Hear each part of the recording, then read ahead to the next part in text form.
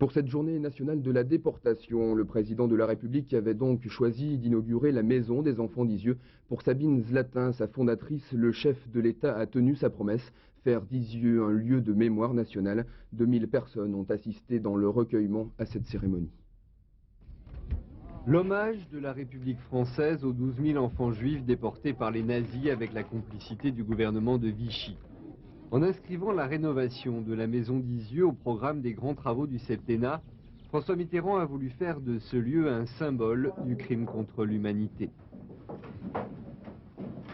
Monsieur François Mitterrand, président de la République, j'attendais depuis 50 ans ce moment.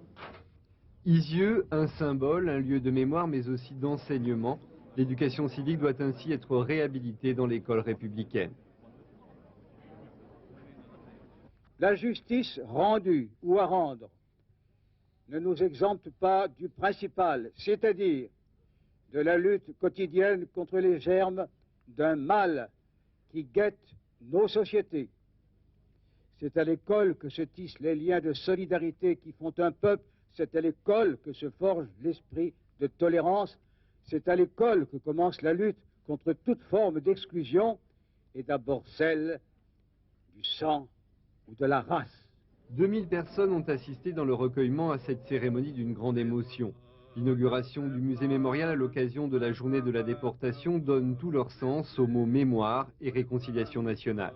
La réconciliation qui se fonde sur l'oubli n'est ni durable ni vraie, tandis que la réconciliation qui est fondée sur la mémoire, sur la reconnaissance de l'événement, toute franche, voilà ce qui s'est passé, voilà ce que nous avons fait.